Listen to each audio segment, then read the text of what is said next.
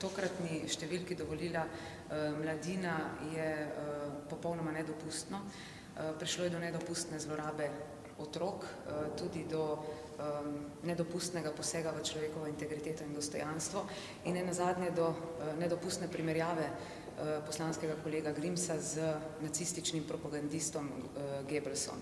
Ampak zakaj zloraba otrok? Saj ta fotografija je bila že povsod objavljena. Poglejte, v navadi je pri večini Slovencev, da k maši peljejo tudi otroke, če so družina. To je bilo pač takrat poslikano in jaz mislim, da je bila tukaj ta fotografija absolutno zlorabljena. Sicer pa pri mladini trdijo, da je to satira, ki jim opozarja na to, kako daleč lahko pride diskurs, če dovolimo razne primerjave. Zadnje čase se kar tekmuje v politiki, kdo bo svoje nasprotnike, recimo z Gaddafijem, bolj učinkovito primerjal, kdo je komunist, kdo je fašist, kdo je vse to. Se vam zdi, da je to po eni strani tudi opozorilo, da moramo umiriti diskurs tudi na ravni politike same? Absolutno je potrebno umiriti diskurs na obeh ravneh, tako na desnici kot na levici. Vendar pa jaz mislim, da je potrebno predvsem imeti enaka merila, ko govorimo o sovražnem govoru, ki se zgodi na desnici in ko govorimo o sovražnem govoru, ki se zgodi na levici.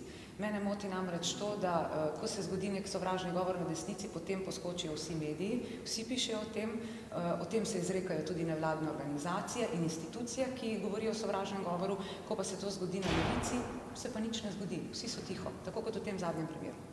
V tem primeru pa prav Gregor Golobič tisti, ki se je odzval z odprtim pismom, celo mislim, da kronološko prvi. Kako ocenjujete to njegova poteza, da je se prvi rekel, da je to nedopustno? Vsekakor je to zanimiva reakcija gospoda Golobiča, lahko pa jo jemljemo tudi kot poceni nabiranje političnih točk, glede na to, da vemo, da stranka zares trenutno kotira nekje okrog 0,2%. Bolj kot to, da se je on oglasil, mene moti to, da se niso oglasile pristojne institucije, ki bi se morale, od varuha človekovih pravic do nevladnih organizacij, tukaj imamo v mislih Amnesty International, Mirovni inštitut in tako naprej. Ali se vam zdi sporna tudi karikatura Jankovića kot Hitlerja v Reporterju? No, jaz moram reči, da do vseh oblik takšnega govora imam sama odkrito distanco, tako tudi do tega. Ampak takrat niste protestirali kot stranka? Poglejte, jaz bom v naslednjem tednu organizirala oziroma sklicala nujno sejo komisije za peticije ter za človekove pravice in enake možnosti in bomo obravnavali sovražni govor na vseh nivojih.